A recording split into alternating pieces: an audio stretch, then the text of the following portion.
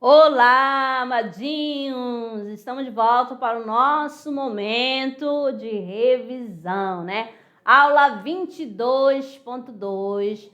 Trabalhamos o que? A interpretação, né? Ó, decolando para o futuro. Exatamente, que já é uma preparação para você, estudante da mediação, fazer o Enem. Ah, eu não quero fazer o Enem, mas pô, de repente você quer fazer um concurso, tá certo? E aqui tem algumas dicas bem interessantes. Vamos lá? Vamos lá? Aula 22.2. Então, aqui, o que é um texto, né? É um todo composto por partes que se relacionam entre si. Eu posso dizer que aqui é um texto? Sim, amadinho, pode sim.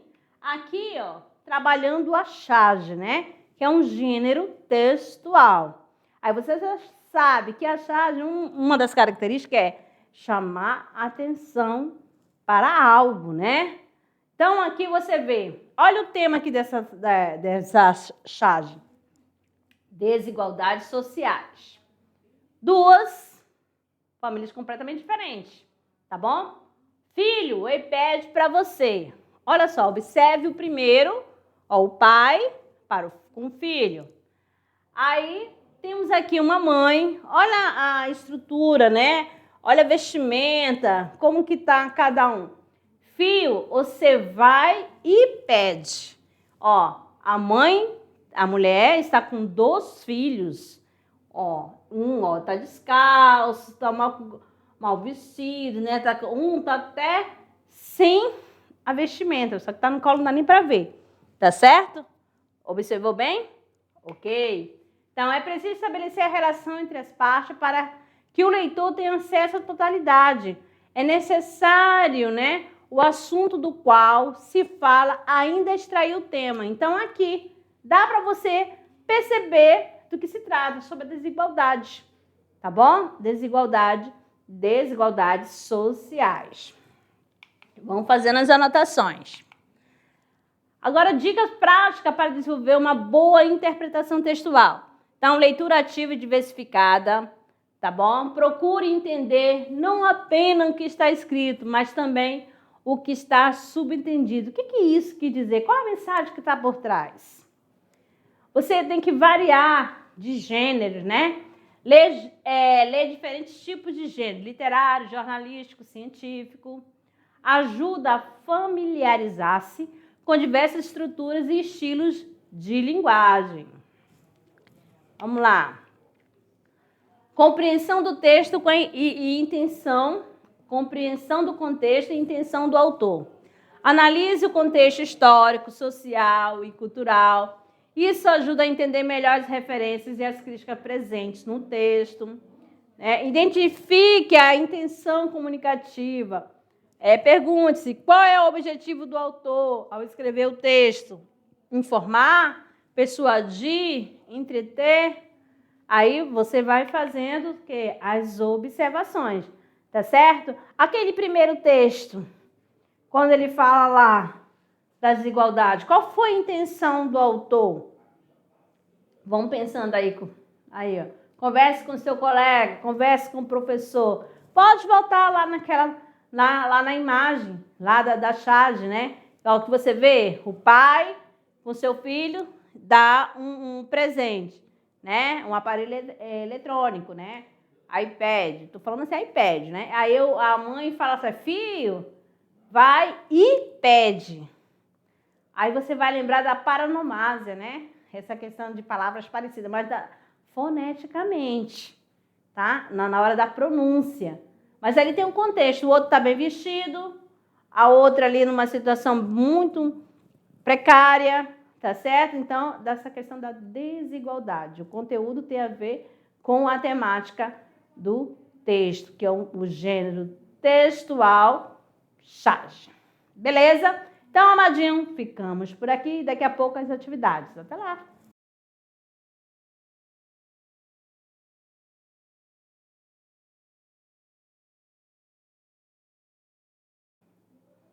Olá! Tirando dúvidas na área, resolução da atividade de sala. Vamos à primeira questão. Temos aqui o seguinte, né? É de uma questão de concurso. Você já sabe aí que a gente até trabalhou essa charge. E agora? Vamos ver o comando da questão. O que está pedindo? Tá certo? De olho na tela. Então, aqui fala para você observar a charge, né? Sobre as desigualdades sociais no Brasil. E você observa a primeira charge, são 2 textos. Depois você vai ler o texto. Presta atenção aqui, ó. De acordo com o estudo liderado pelo Instituto Brasileiro de Geografia e Estatística, IBGE, a concentração de renda aumentou em 2018 no país. Os dados mostram que o rendimento mensal dos 1% mais ricos do país é quase 34 vezes maior do que o rendimento da metade mais pobre da população. Tá? Vamos lá. Após a leitura da charge do texto acima, que tratam de desigualdade social e considerando a realidade atual do Brasil, o que é correto afirmar? Temos 2 textos, né? O primeiro texto é a charge, o segundo texto, né? É um texto informativo, tá bom? Então, lá nós temos aqui, ó. A concentração de rendas é um problema social e econômico que recente não existia nos séculos anteriores. B. A pobreza extrema atinge mais da metade da população, sendo a causa principal da desigualdade social. C. As desigualdades sociais, conforme a charge, ocorrem apenas nas cidades e não se apresentam na zona rural. D. A forte concentração de renda por parte de uma minoria da população resulta em grande desigualdade social. E. A classe média é a parcela da população mais penalizada em virtude da concentração de renda. Então, aí, nós temos aqui 2 textos, né? A charge e a informação, né, da pesquisa do IBGE, que vocês leram. E agora, A, B, C, D ou E. O que é correto afirmar sobre essa questão da desigualdade? Né? Letra D, a forte concentração de renda por parte de uma minoria da população resulta em grande desigualdade social. Eis aqui e sem comentários, né? Vamos para a próxima. Aqui é da FUVEST. Uma postagem de humor na internet trazia como um título: provas de gatos são líquidos. E usava como essas provas fotos reais de gato como as produzidas. Observe bem. Em cada quadrinho, nós temos um recipiente e um gato presente. Analise bem. Certo? E agora vamos ao comando. O efeito de humor causado na associação do título com as fotos baseia-se no fato de que líquidos A. Metálicos em repouso formam uma superfície refletora de luz, como os pelos dos gatos. B. Tem volume constante, forma variável, propriedades que os gatos aparentam ter. C. Moleculares, são muito viscosos, como aparentam seus gatos em repouso. D. São muito compressíveis,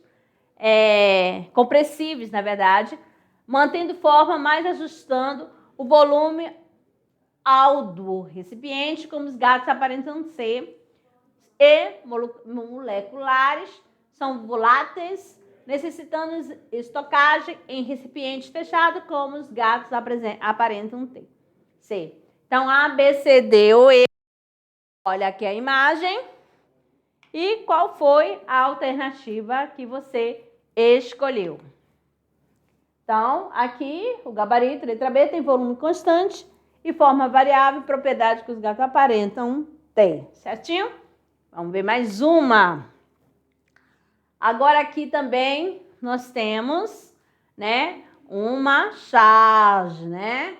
Aqui, ó, Eu ganhei um tablet e um carro de controle remoto. E você?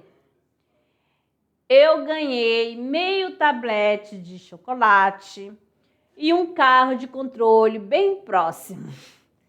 Ó, analise bem. Analisaram? Vamos lá. A charge expõe uma situação social comum no Brasil, a qual está corretamente indicada na seguinte percepção.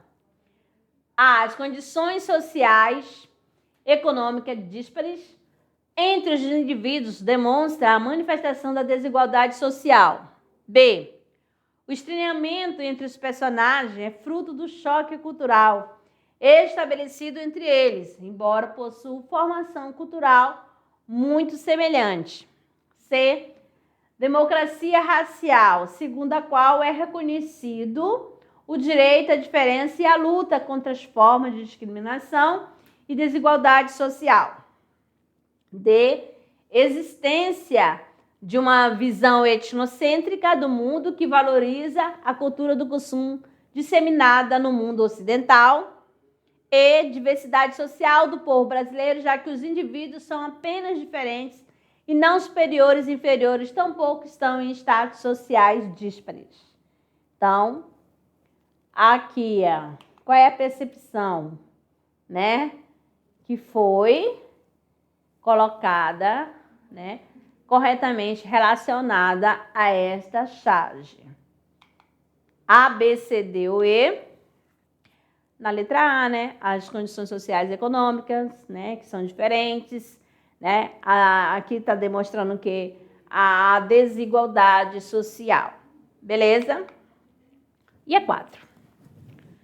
Aqui nós temos, essa daqui é do Instituto Federal da Bahia, né, é necessário que a mulher se coloque em um espaço mínimo de resistência, denunciando ameaças. Quando há tempo para isso, mas ainda que ela denuncie, não evitará o crime se o Estado não se mobilizar para protegê-la. O que evita o feminicídio é a resposta estatal à violência. Então, aqui, esse fragmento, né, é de Valesca Costa, no aniversário da Lei Maria da Penha, tá certo? O apelo central da fala de Valesca Costa é a falta de tempo para as mulheres vitimadas denunciarem. B. O Estado não protege as mulheres. C. Alertar o Estado para a busca de ações com celeridade para a proteção de mulheres vítimas de violência. D. As mulheres não denunciam a violência doméstica. E. Os motivos que levam as mulheres vitimadas a não denunciarem. Então, A, B, C, D ou E, qual é a alternativa? C. Alertar o Estado para a busca de ações com celeridade para a proteção de mulheres vítimas de violência. Por isso que está aqui, ó. Não aqui, ó. Ainda que ela denuncie, não evitará o crime se o Estado não se mobilizar para protegê-la. Né? O que evita o feminicídio é a resposta estatal à violência. Tá bom? Vamos aqui. O nosso decolando, né? Já, a aula toda foi de decolando, amadinho. Vamos lá. Será que é do Enem de 2019? Qual a diferença entre publicidade e propaganda? Esses dois termos não são sinônimos, embora seja usado indistintamente no Brasil. Propaganda é atividade associada à divulgação de ideias políticas, religiosas, partidárias, para influenciar um comportamento. Alguns exemplos podem ilustrar como o famoso Tio Sam, criado para incentivar jovens a se alistar no exército dos Estados Unidos. Ou imagem criada para demonizar os judeus espalhados na Alemanha pelo regime nazista, ou pôster promovendo um poderio militar da China comunista. No Brasil, um exemplo regulado de propaganda são as campanhas políticas no período pré-eleitoral. Já a publicidade, em sua essência, quer dizer tornar algo público. Com a Revolução Industrial, A publicidade ganhou um sentido mais comercial e passou a ser uma ferramenta de comunicação para convencer o público a consumir um produto, serviço ou marca. Anúncios para a venda de carros, bebidas ou roupas são exemplos de publicidade, certo? A função sociocomunicativa desse texto é ilustrar como a famosa figura dos Estados Unidos foi criada para incentivar jovens a se alistar no exército, explicar como é feita a publicidade na forma de anúncio para a venda de carros, bebidas ou roupa. C. Convencer o público sobre a importância do consumo. D. Esclarecer 2 conceitos usados no senso comum. E. Divulgar atividades associadas à disseminação das ideias. A, B, C, D ou E. Qual é a função desse texto? Letra D, né? Esclarecer 2 conceitos usados no senso comum. Beleza? Vamos lá para o nosso clube de leitura. Temos aqui, né? Você já sabe, a unidade 1 traz Iracema, de José de Alencar, publicado em 1865, certo? Aqui vai narrar o encontro entre a Índia Tabajara, Iracema, e a Virgem dos Lábios de Mel, e o colonizador português Martim, cujo amor proibido simboliza o choque entre culturas no início da formação do Brasil. Lembra do colonizador e o colonizado, tá certo? E a nossa mensagem é o seguinte: ler é beber e comer.